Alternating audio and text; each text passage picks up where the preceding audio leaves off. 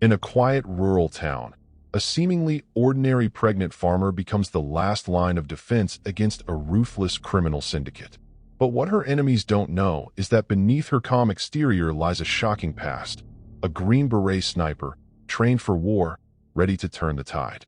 This isn't just a story about survival. It's a gripping tale of strategy, resilience, and tactical brilliance where every move counts and underestimations are deadly mistakes. Before we dive in, let me know in the comments where you're watching from. I love seeing how far these stories reach. And if you're new here, hit that subscribe button so you don't miss tomorrow's special video. I guarantee you won't want to miss it. Now let's jump in. In the quiet edges of rural Montana, where the mountains watch like silent sentinels and neighbors are miles apart, life moves with the rhythm of the land. Steady, slow, predictable. It's the kind of place where the loudest sounds are the wind over the wheat fields or the soft clatter of a tractor engine. Crime feels like a foreign language here. Violence, a distant story from the cities. But that's exactly why a crew like the Hollow Vultures picked this place. The Vultures weren't amateurs. They were a roaming gang specializing in pressuring isolated landowners, extortion, sabotage, forced sales. They rolled through small towns like a dust storm, swallowing farms and ranches for their shadowy benefactor, someone building a private corridor through these lands. And when a farmer refused to sell, the Vultures made sure the next crop to grow would be fear. On their map, the Harrafield farm looked like the softest target yet. Widowed woman, no nearby family, remote property, and most of all, pregnant. 7 months in, a farmer's slow, predictable life. What they didn't know, what they couldn't know, was that Caroline Harrafield's steady hands had once calibrated sniper windage in the dead of Afghan winters. That the woman now tending crops had once crawled through razor wire in the dead of night with a suppressed rifle strapped to her back. That before she grew wheat, she harvested targets for the United States Army Special Forces, Green Beret, 2nd Battalion, elite sniper team. Caroline had buried that life when her husband died. She'd wanted the baby to grow up away from that world, among golden fields instead of gunmetal skies. She'd bought this land for peace, for silence, for safety. But the Vultures were coming, and peace was off the table now. It started with anonymous letters, offers to buy the farm at a fraction of its worth. Then came the intimidation, slashed tires on her truck, dead coyote carcass nailed to her fence. When Caroline found the surveillance drone hovering low over her fields, she realized this wasn't just pressure. This was targeting. She dusted off an old footlocker buried beneath the barn's floorboards. Inside, an M110 sniper system, still clean, still greased. Next to it, a weathered notebook filled with range cards, wind drift tables, and an old habit, tactical doodles, and contingency sketches. Caroline placed a calm hand on her belly. "You picked the wrong farm," she whispered. Before nightfall, she'd remapped her property, measured sightlines, identified natural choke points. And just like that, the quiet farmer became something else, a strategist reawakening. But this wouldn't be a sprint. She'd learned patience. She had 7 months' worth of it. The Vultures were still circling, oblivious to the crosshairs now trained on them.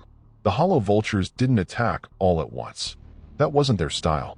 They preferred to poke first, test the fence for weaknesses, scare the prey, and make them beg for mercy before the hammer dropped.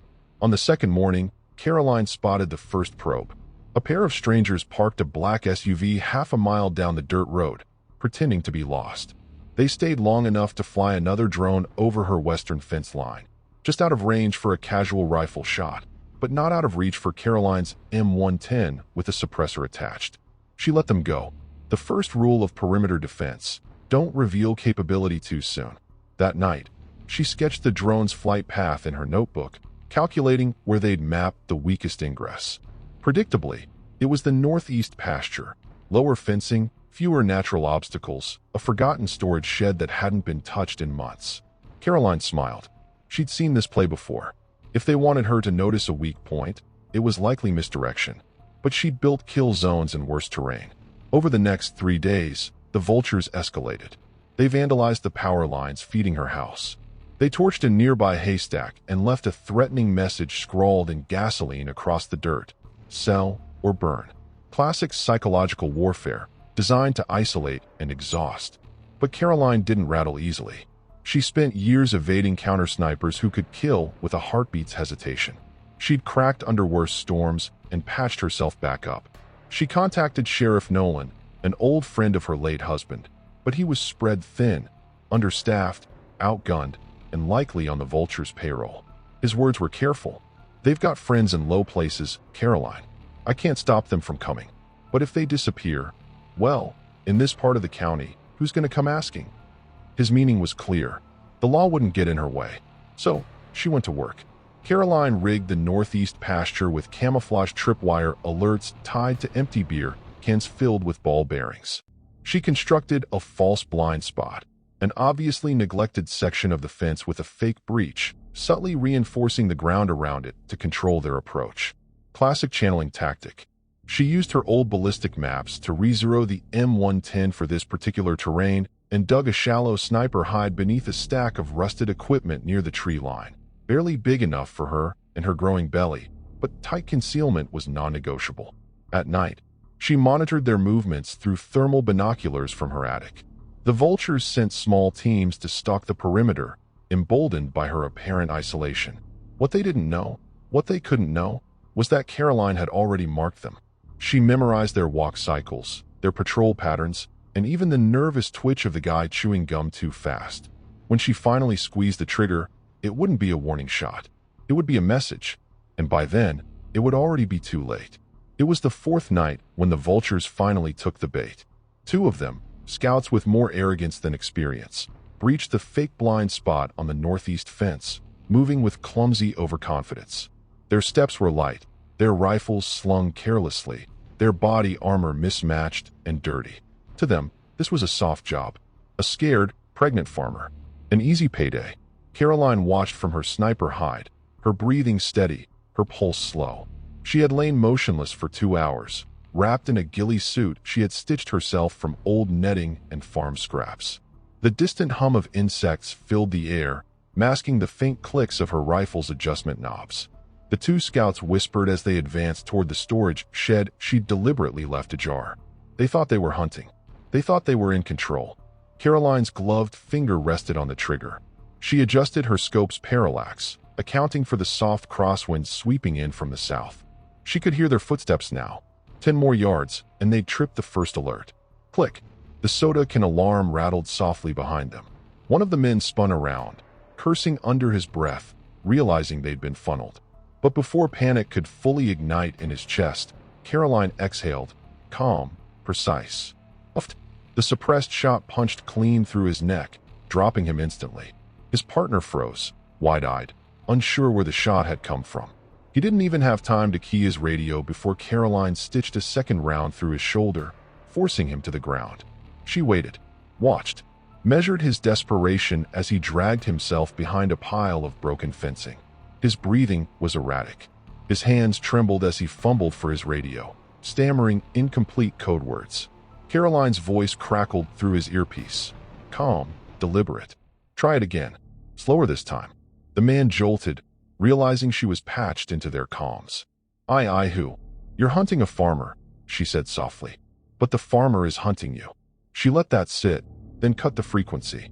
His frantic calls brought 2 more men into the trap, both more aggressive, scanning wildly for her position. She watched as they swept the area, their muzzles jittering, their discipline collapsing under pressure. Caroline circled wide, using her intimate knowledge of the terrain to reposition. She left the sniper rifle in place, its thermal signature bait for the careless. When the lead thug paused to inspect the hide, Caroline slipped behind him with a suppressed Glock drawn, pressing the muzzle to his temple. Eyes up, she whispered. His hands shot into the air, but his partner turned too late. Caroline's knife met him first, clean and silent. To the surviving thug, she offered one sentence. Tell your boss, if he sends boys to my farm, I send them back in bags. She pistol whipped him hard enough to knock him cold and dragged his body to the fence line. The message had been sent, but Caroline knew better. This wouldn't scare them off. It would only make them come harder. The next morning, Caroline monitored the dirt road from her attic perch as a convoy of 3 matte black pickups rumbled toward the farm. More men this time. Heavier weapons. They weren't pretending anymore. The Vultures had underestimated her once. They wouldn't make that mistake again. Their new field leader, a man called Rix, stepped out, wearing tactical gloves and wraparound sunglasses that didn't quite hide the scar slicing across his jaw. He had the look of a man who'd spent time in paramilitary work, confident, brutal, but impatient. He barked orders, fanning his squad out to sweep the perimeter. Caroline recognized the shift immediately. This wasn't intimidation anymore. This was an organized assault. Her fingers drummed against her notebook as she flipped through sketches of fallback positions, flank routes, and secondary traps. She'd prepared for this. She'd always prepared for this. First, delay. She triggered the first line of defenses remotely. Homemade caltrops scattered across the main approach. The front pickup skidded as its tires blew out, sending the vehicle lurching into a shallow ditch. Men spilled out, guns raised, cursing, their formation instantly fractured. Caroline's voice crackled over the open comms. "You can send more trucks. I have more ditches." Rix paused, his jaw tightening. "You're going to regret this, sweetheart. I'm 7 months pregnant. I already regret a lot of things, but this isn't one of them." His scowl deepened as he cut the channel. Caroline shifted her position, moving to the East Barns loft where she'd stashed an old bolt-action rifle fitted with an improvised suppressor. It wasn't elegant, but at this range, it didn't need to be. She tracked the team Rix had dispatched to flank her and sent a round through their radio operator's backpack, severing comms with a clean crack. The confusion spread like wildfire. Isolated, disorganized, angry. She let them scramble. Caroline was playing chess. They were flipping the board. When they tried to breach the west side gate, she detonated a small charge that collapsed a stack of irrigation pipes, pinning 2 men beneath the tangle of steel. Non-lethal. Intentional. She wanted survivors, people who would carry the story. Rix adjusted his plan, bringing in a drone to track her. Caroline had anticipated this. She deployed a reflective decoy tarp over an old tractor, tricking the drone's thermal sensors. When they converged on the heat signature, Caroline slipped into her prepared foxhole and picked off another pair of assailants from a new angle, forcing them to rethink their approach yet again. Every move they made, she was already 3 steps ahead. But Caroline knew her advantage wouldn't last forever. Numbers eventually close gaps. Ammunition runs out. Fatigue sets in. She needed a force multiplier. That's when she made the call. A single message to a number she hadn't dialed in years. "They've come. Need eyes." The reply came swiftly. "Coordinates." She sent them. No names. No explanation needed. Old allies don't ask. They just come. The next phase was about to begin. 3 hours later, the first dust cloud appeared on the horizon, coming fast, low to the ground, like a memory returning at full throttle. Caroline watched from the attic window, her breathing steady as the distant shapes resolved into 2 dirt bikes and a battered pickup truck. All unmarked, all familiar. The bikes cut across the wheat field with surgical precision, weaving through the natural obstacles like they'd been born on this land. The truck followed, its front bumper still bearing the dents from a long-forgotten deployment overseas. When the bikes skidded to a stop near the eastern tree line, 2 riders dismounted, Sergeant Dale Stick, Morrison, and Fiona Rain, both ghosts from Caroline's former unit, both presumed long retired. They weren't. Stick still had the same crooked grin, same duct-taped helmet, same love for creative explosives. Fiona's movements were as sharp as ever, her compact frame carrying a suppressed MP5 slung across her chest.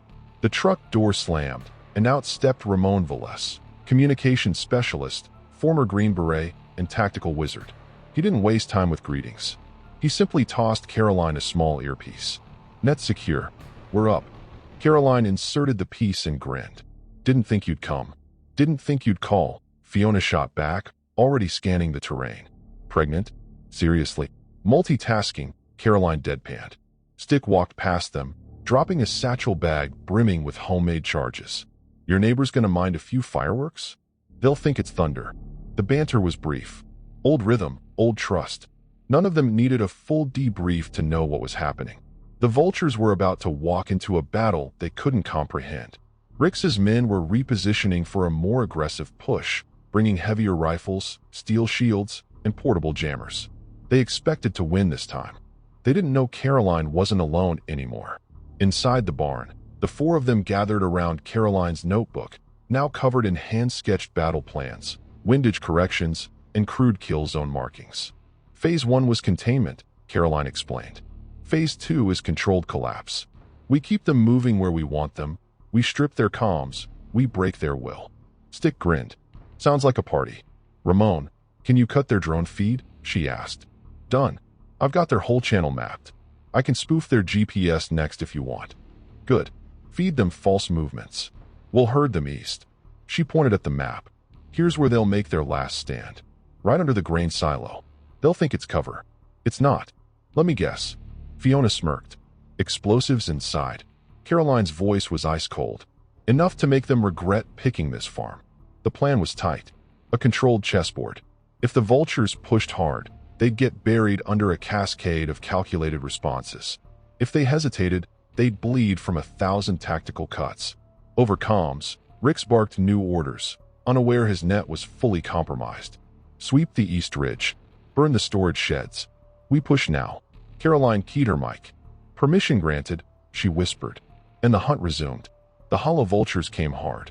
Rix's convoy split into 2 assault teams, sweeping east as the falsified drone feed lured them toward the grain silo. Caroline's misdirection had worked flawlessly. Ramon's GPS spoofing showed phantom heat signatures near the storage sheds, and the vultures were now fully committed to chasing ghosts. Caroline's team sprang into motion with military precision. Stick moved first, placing shaped charges along the narrow dirt path that the vultures were now funneling into. His movements were fast but methodical, weaving detonation cords through fence posts like he was braiding rope. Charges primed, he called over comms. Ready to make some noise. Stand by, Caroline ordered.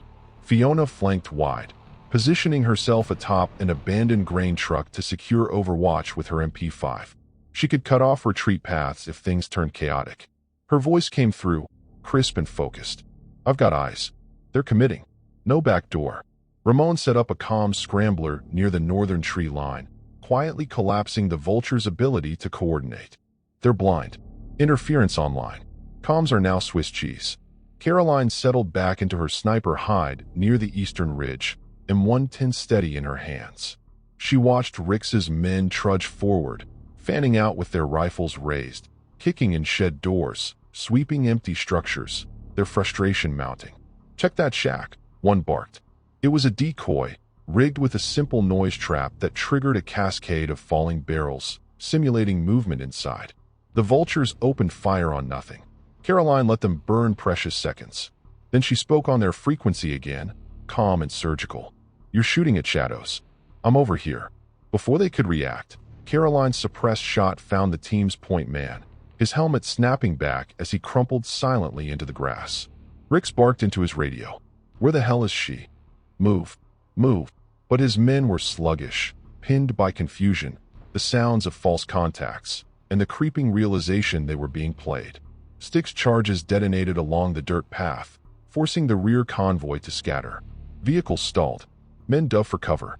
Smoke plumed in controlled columns, not deadly, but disorienting, just as Caroline intended.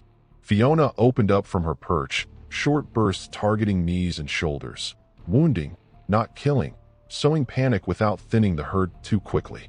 Fall back. Regroup at the silo. Rix's voice cracked under the strain.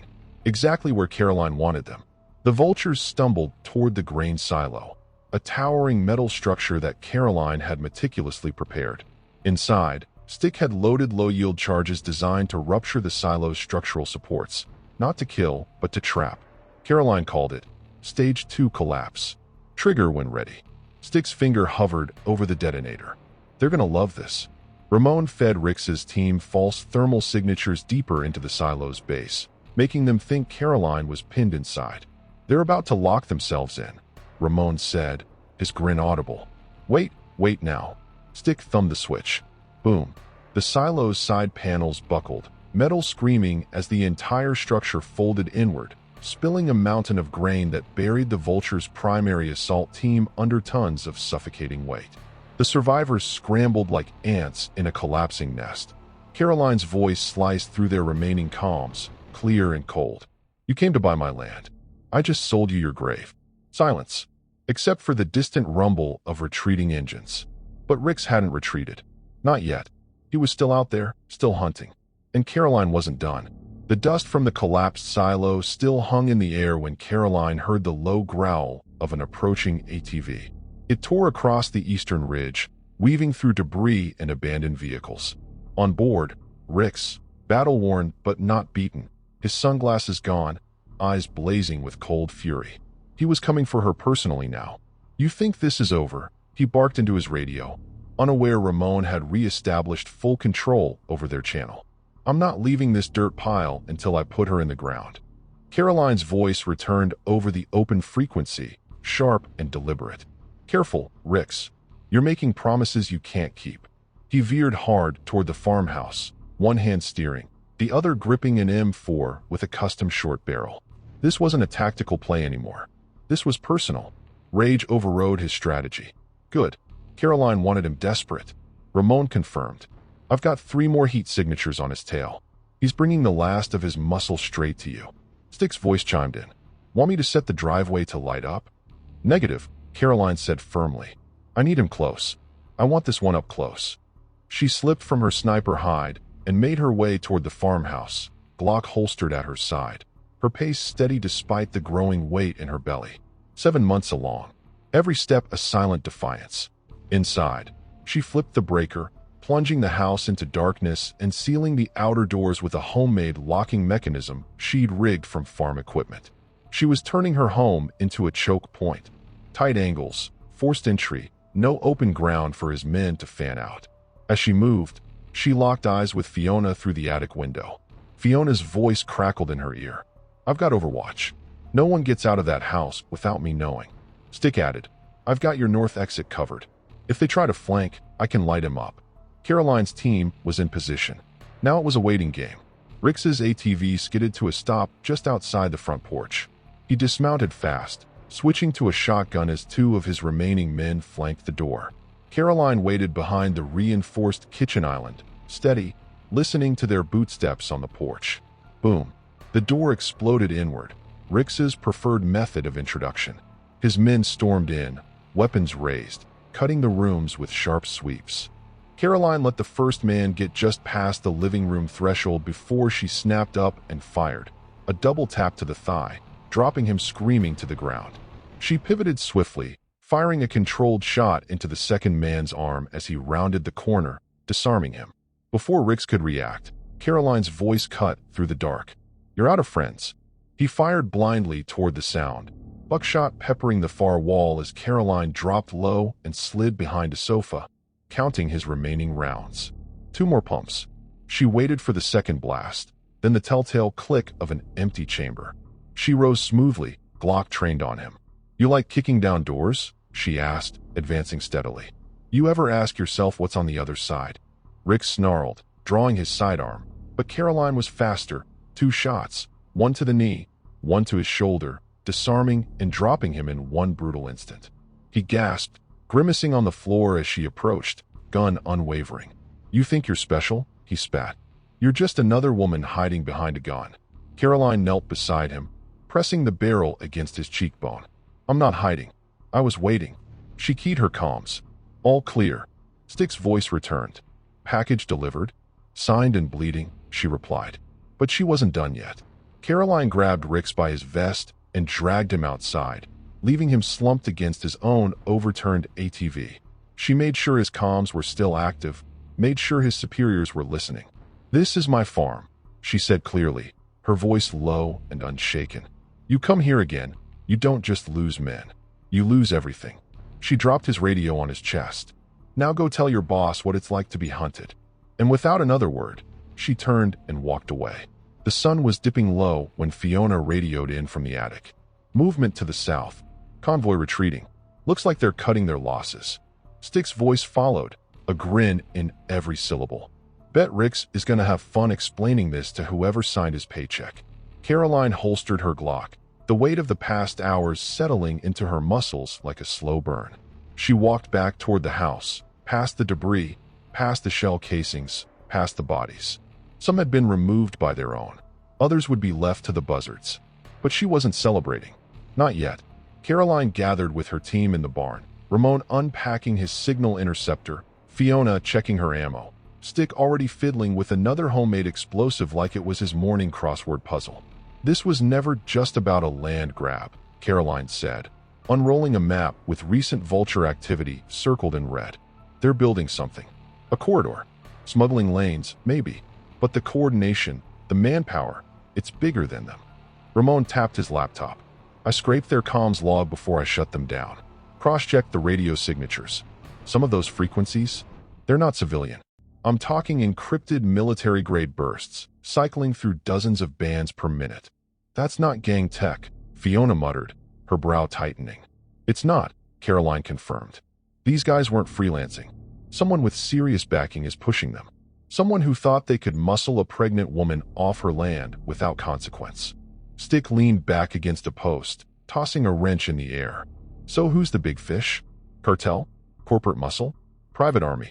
Too soon to tell, Caroline replied. But whoever they are, they sent a crew who didn't know what they were walking into. They won't make that mistake again. She glanced out across her battered property, at the broken fences, the scattered shell casings, the scorch marks near the collapsed silo. The battle was over. But the war? It was just introducing itself. Ramon pulled a fresh set of encrypted radios from his pack. You're going to need a new net. Something tighter, quieter. Fiona tossed her a spare mag and backup. You're not doing this alone again.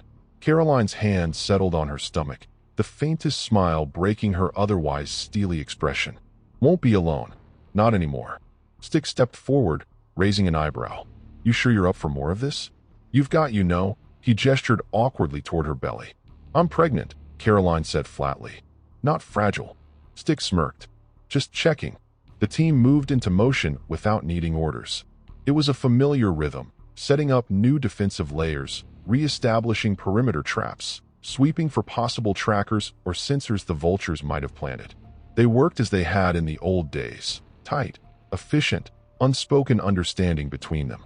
As the sun dipped below the ridge, Caroline scanned the distant highway through her binoculars, watching as the last of the vultures' convoy vanished over the horizon. But she knew better than to think they wouldn't come back. And next time, they wouldn't bring sledgehammers. They'd bring scalpels. She keyed her radio. Double all traps. Rotate blind spots. And keep the night net hot. Stick laughed. The vultures won't like what's waiting next time.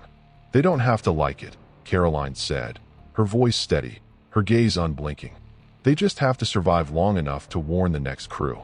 And in the fading light, with wolves now waiting in the tall grass, Caroline Harrifield began preparing for the next game of war. By dawn, Caroline's farm looked deceptively peaceful. Fresh tire tracks were the only visible scars from the night before. But beneath that quiet surface, the battlefield had evolved. Caroline sat with Ramon at the kitchen table, reviewing decrypted logs he'd pulled from the vulture's communication system. His laptop buzzed with fragments of conversation, file headers, and obscure call signs that didn't match local gangs or even known syndicates. Look at this pattern, Ramon pointed, tracing a series of timestamps. They're running encrypted bursts through multiple relays. This isn't just about buying farms. This is logistics. Someone's moving assets across rural backdoors. Caroline narrowed her eyes. What kind of assets? People, cargo, weapons. Hard to say, but they're building a pipeline. Fiona joined them, slinging her MP5 onto the table with a soft thud. I ran the plates on Rix's ATV, registered to a shell company out of Portland. No tax records, no legal footprint. It's a ghost. Which means the real owner's hiding in the smoke, Caroline murmured. Stick's voice called from outside, muffled but insistent. Boss, you're going to want to see this. They followed him to the northern fence, where he'd unearthed a buried sensor. Military grade, low power, remote transmitting. Looks like they were mapping us in real time, Stick said, tossing it to Caroline. She examined the device, flipping it over. It wasn't cheap, and it wasn't something the vultures would have bought at a surplus store. It had serials scraped off and a foreign manufacturer's imprint barely visible under the grime. Yeah, she muttered. They weren't freelancing. Ramon raised an eyebrow. You thinking corporate? Caroline shook her head slowly. I'm thinking someone with contractors. Black budget. The kind of people who use gangs like the vultures as cannon fodder. She pocketed the sensor and looked out over her property. Her baby shifted slightly inside her. Time was running faster now. Whoever was backing the Vultures would soon realize Rix's team hadn't just failed. They'd been dissected. They'd come again, smarter, sharper. "We can't just sit here waiting for the next crew," Caroline said firmly. "We hit first." Ramon smiled. "I was hoping you'd say that." They laid out the plan in the barn. The goal wasn't just defense anymore. It was to disrupt, dismantle, and expose the next layer of the operation. Ramon's intel led them to a logistics depot 3 towns over, a known Vulture hangout that fronted as a trucking company, but, according to intercepted chatter, moved far more than produce. "We hit their trucks," Caroline explained. "We bleed their supply lines. We scatter their couriers. We make them scared to set foot in Montana." Fiona cleaned her weapon methodically. "You sure you're good to move?" Caroline gave a half-smile. "Pregnant, not paralyzed." Stick chuckled. "I dunno. Baby on board assault team? That's a new one." Caroline secured her M110 and adjusted her sidearm holster. "Then let's start a new chapter." The team loaded into their convoy, rolling out just as the morning sun crested the hills. The Vultures thought the game ended at the Harrifield farm. They were about to learn the board had no edges. The convoy rumbled west along back roads that only locals would trust. Narrow, winding paths that snaked between low ridges and thick groves. Caroline sat in the passenger seat of the lead truck, eyes sharp, M110 resting across her lap. Every bump in the road reminded her of the growing life inside her. She adjusted to the weight with the practiced calm of someone used to carrying heavy loads. Ramon drove, his headset buzzing as he cycled through intercepted Vulture channels. "They're still using the depot's comms as a local hub," he said. "I've got 3 trucks scheduled to move tonight. If we hit them fast, we can shut down their next phase before they pivot." "What's their security detail look like?" Caroline asked. "Light. Mostly drivers, maybe 1 or 2 armed guards per truck. They're not expecting precision work." "They will after tonight," Fiona muttered from the back seat, loading another mag. Stick followed in the rear vehicle, towing their customized dirt bikes. His radio crackled to life. "You sure we're not overreaching? If they've got corporate backing, this could pull some serious heat." "That's the point," Caroline replied. "We pull the right threads. We make them overreact. We make them sloppy." She wasn't just defending her home anymore. She was dismantling their pipeline. The team staged their assault a half-mile from the depot, parking deep under tree cover. Ramon jammed the depot's outbound comms, limiting their ability to call reinforcements. "Local channels locked," he confirmed. "They're deaf." Fiona and Caroline advanced first, using the tree line and equipment stacks as cover. The depot's perimeter was weak, chain-link fencing, a single-board lookout perched in a security shack. Fiona silenced him cleanly with a suppressed double tap. Caroline moved like muscle memory, smooth despite the added weight. She signaled Stick, who approached from the west with the bikes. The trucks were lined up in the open, engines idling, drivers loitering with coffee cups and complacent body language. Complacency is a weapon, Caroline thought. They breached swiftly. Fiona flanked left, Stick right, and Caroline pushed center, her suppressed Glock raised.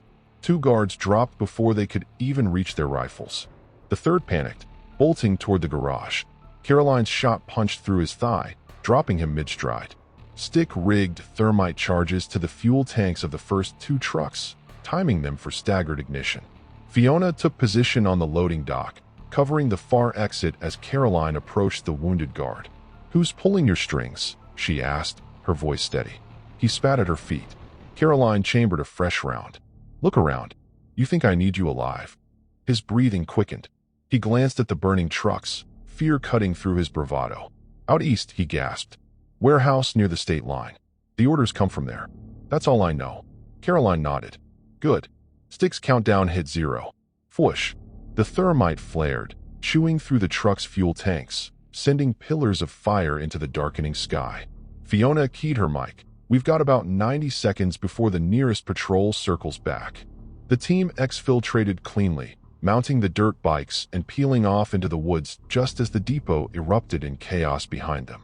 From the saddle of her bike, Caroline keyed the radio. "We're not done. We just cut their hand.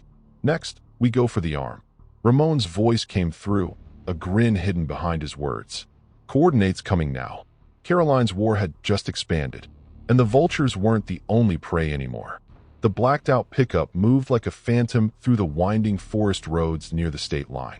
Its headlights were off, relying solely on Ramon's precise GPS coordinates and Caroline's unwavering focus.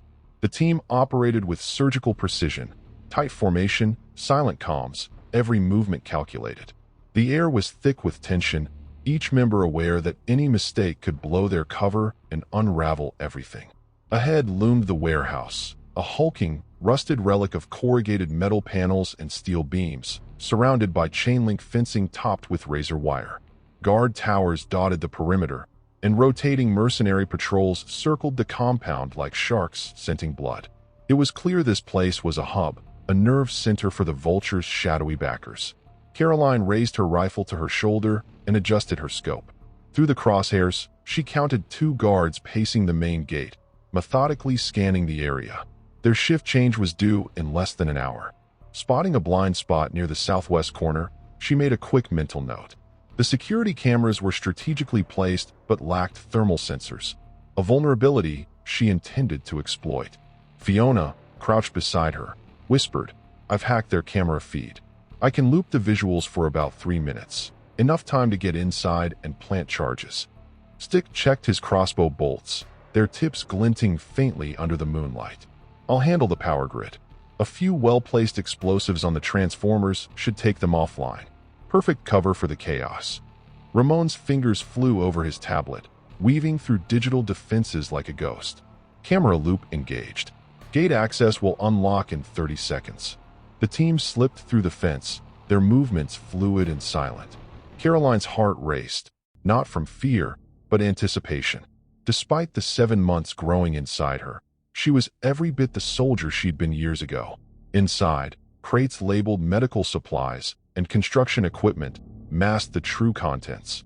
Pallets upon pallets of firearms, explosives, and encrypted radios, an arsenal that could arm a small army. "This is bigger than we thought," Caroline murmured. "They're not just moving goods. They're building firepower." Suddenly, a beam from a flashlight swept past them, inches away. Fiona froze, flattening against a shipping container. Caroline's finger twitched on the trigger, but Fiona raised a finger, signaling to hold. The guard moved on, oblivious. They quickly planted charges on structural support beams and critical data servers, coordinating timers with Stick, who had stealthily positioned explosives on the facility's power transformers.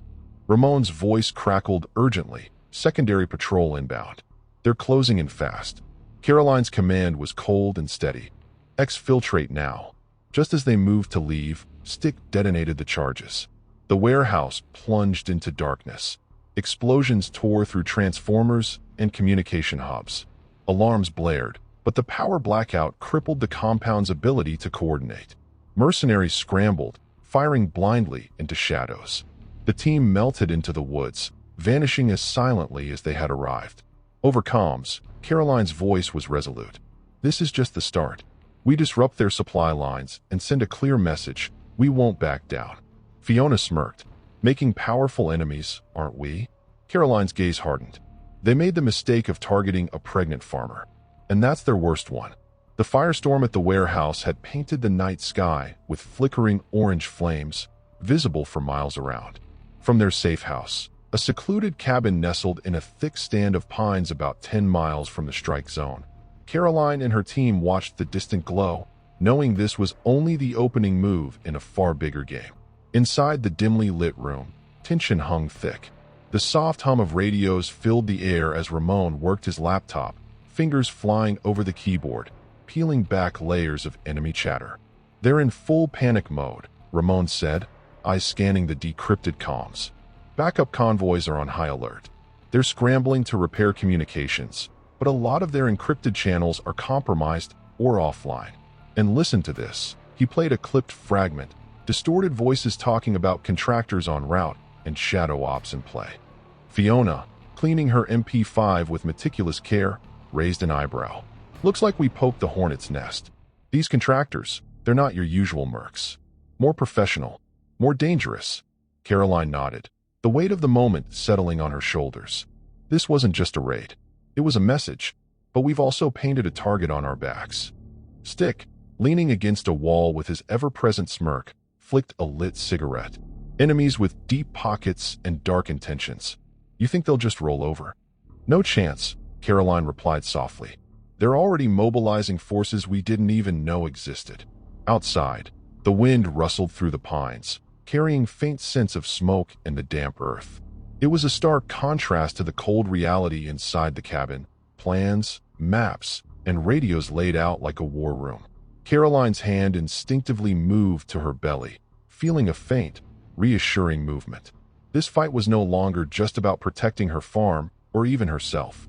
It was for the life growing inside her, a future that could so easily be stolen by shadows like these. Ramon looked up from his screen. I'm tracing the contractor's comms. They're operating from a network of safe houses across 3 states. They're heavily armed, highly trained, and, well, they don't mess around. Fiona's voice was steady but serious. If we want to keep ahead, we'll have to hit fast and hard again. No more half measures. Caroline's eyes burned with determination. Then we'll give them exactly that. We're ghosts in their machine now, and ghosts don't go away quietly. The team fell into a brief, solemn silence, a shared moment of resolve before the storm. Because the war was no longer just about survival. It was about legacy, and Caroline Harrifield was ready to fight for hers. The safe house hummed with quiet energy. Only the soft tapping of Ramon's fingers against the keyboard, the occasional crackle of radio static, and the low murmur of strategy filled the cramped room. Around a battered metal table, maps were spread out like a battlefield blueprint, each pin and marker telling a story of a sprawling operation that had begun to reveal itself. Ramon didn't look up from his laptop, his voice steady but laced with urgency. I've traced their comms through multiple proxy servers and encrypted hops.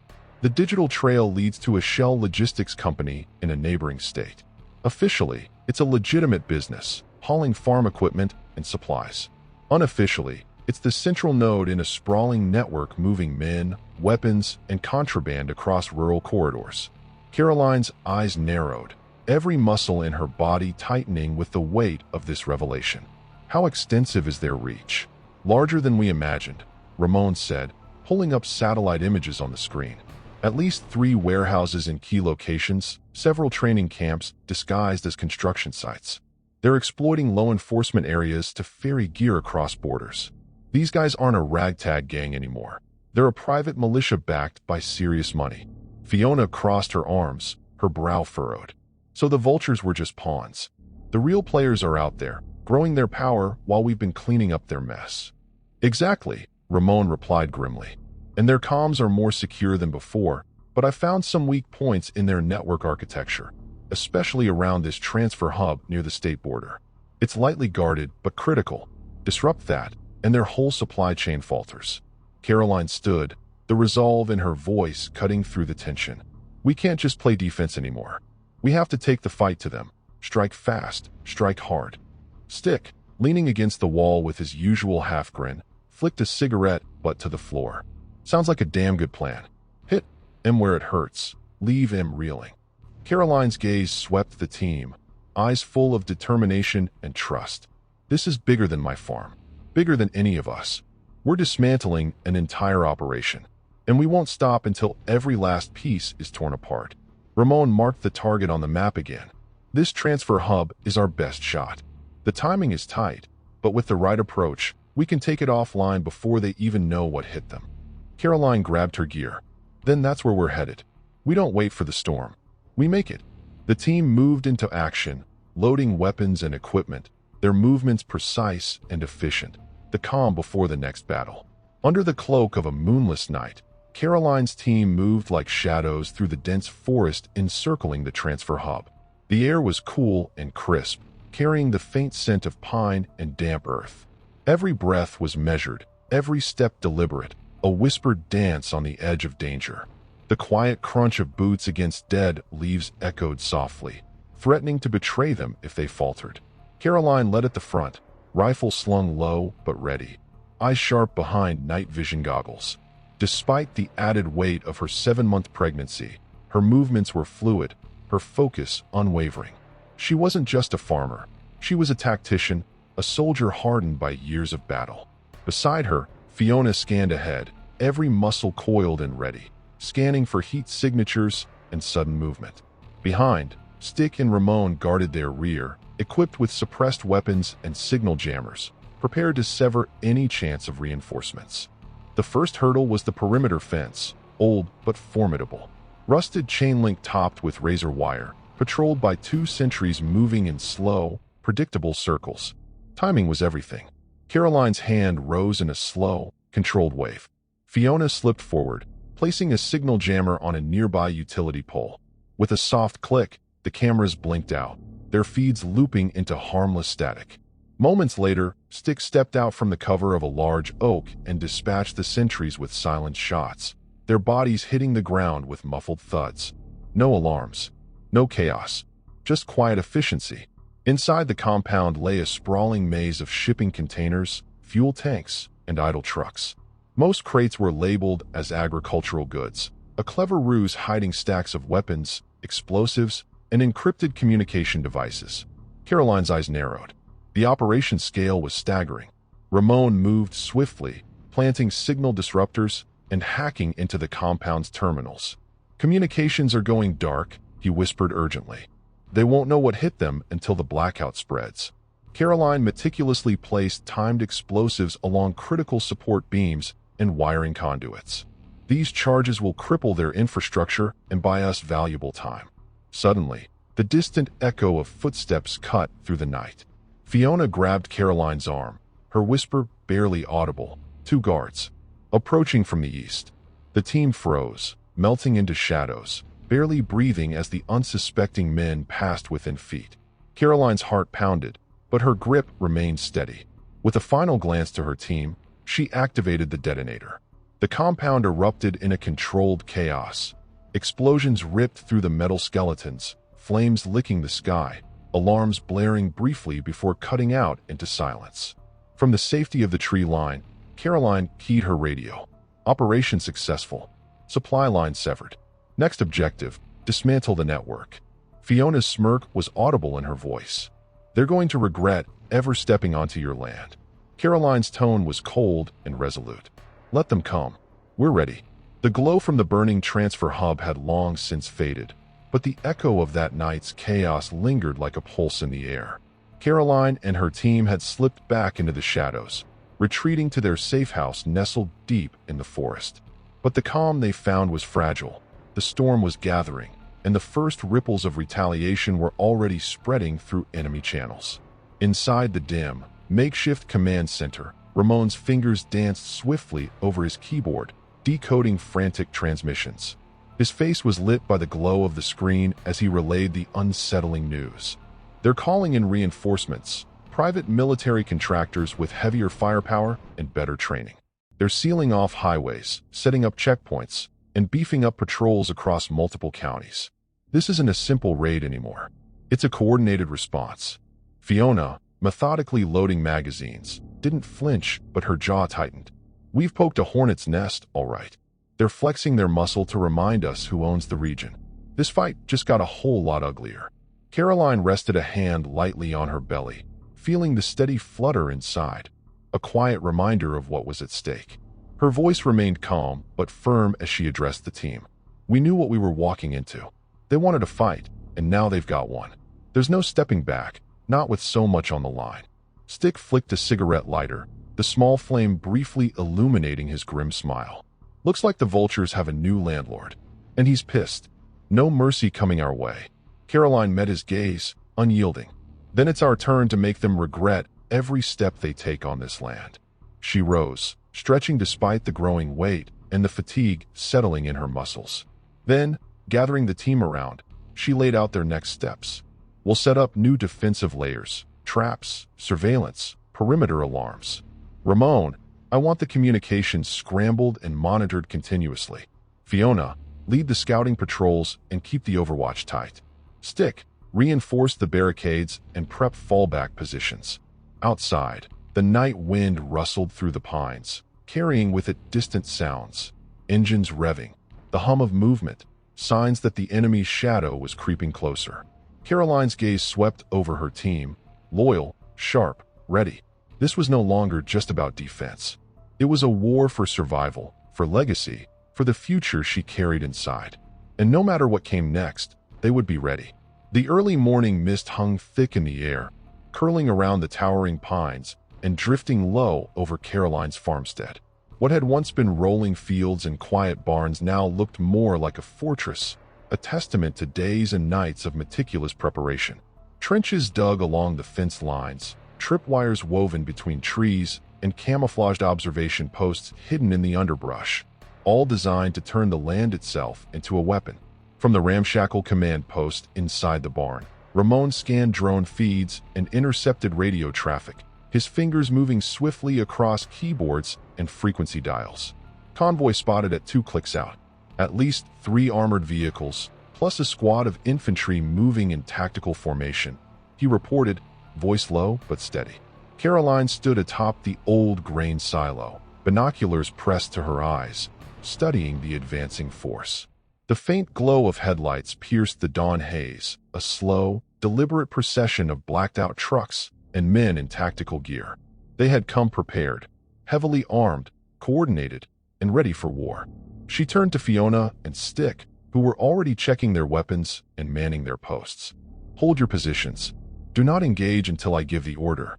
As the enemy neared the perimeter, the farm's defenses sprang to life. Concealed pits swallowed the lead vehicles, forcing them into bottlenecks. Razor wire snares tangled feet and wheels alike, scattering soldiers and stopping vehicles dead in their tracks. Remote charges detonated along the fence line, sending plumes of dirt and debris into the air, breaking the attackers' formations and sowing confusion. Gunfire shattered the morning stillness, but Caroline's team moved with unshakable discipline. Fiona laid down suppressive fire from a concealed ridge, her shots precise and unrelenting. Stick picked off enemy scouts attempting to flank their position, his crossbow bolts finding deadly marks in the undergrowth. Amid the chaos, Caroline's calm voice cut through the radio static. They thought this was an easy target. They thought wrong. Stay sharp. Hold fast. We own this land. With tactical precision, she directed a counterattack, flanking exposed squads, exploiting weak points, and using the terrain to their advantage. One by one, the attackers faltered, their numbers turning into liabilities against the well-orchestrated resistance. As dawn's first light broke, the enemy began a slow, tactical withdrawal, leaving behind smoldering vehicles and shattered morale. Caroline surveyed the battered battlefield, her gaze unwavering. The farm was scarred, but still standing, defiant. This was only the beginning. The smoke from the previous night's failed assault still hung thick in the crisp morning air, curling lazily among the towering pines that bordered Caroline's farm. The acrid scent of burnt rubber and scorched earth mixed with the clean smell of dew and pine needles. Caroline stood on the weathered porch of her farmhouse, her gaze fixed on the distant tree line where the enemy's retreating convoy had vanished into shadows. Though the battle had been won, the war was far from over. Behind her, the team gathered quietly. Fiona methodically checked her weapon's safety, Stick adjusted the straps on his tactical pack, and Ramon monitored the radio frequencies for any hint of renewed activity. Each carried the weight of exhaustion, but also a burning determination. Caroline's voice broke the silence, calm yet resolute, carrying the steady command of a seasoned leader. They came with everything they had, expecting to break us with brute force. But what they found was a fortress built on more than just soil and fences. This farm is our home, our sanctuary, and a legacy worth fighting for. Ramon glanced up from his screen, urgency sharpening his tone. I intercepted chatter from their command. They're regrouping, gathering contractors and heavier units. Word is, they're planning one final push, a desperate attempt to crush our resistance before disappearing underground. Caroline's eyes hardened. Then we prepare for that final battle. No surprises. Every path, every blind spot, every inch of this land will be covered. They will find nothing but traps and ghosts. She rested a hand on her swollen belly, feeling the faint flutter that reminded her why this fight mattered. It was no longer about just defending a piece of land. It was about protecting a future, a life growing stronger inside her. Fiona's smirk was fierce. They want war. They got war. Stick cracked a dry grin. And they don't even know who they're messing with. Caroline drew a deep breath, letting the morning sun's golden rays wash over the farm. Let this be a warning. To them, and anyone else who thinks this place is easy prey. We're not just farmers. We're hunters, and we're always watching. The first light of dawn illuminated the battered but unbroken fields, the scars of battle visible but far from defeat. This was only the beginning of a new chapter, a chapter written in strategy, resilience, and resolve, a chapter where the defender becomes legend. Thank you for following this story. If you enjoyed it, please subscribe and share your thoughts below. Where are you watching from? Let us know in the comments. Stay tuned for more immersive tactical stories.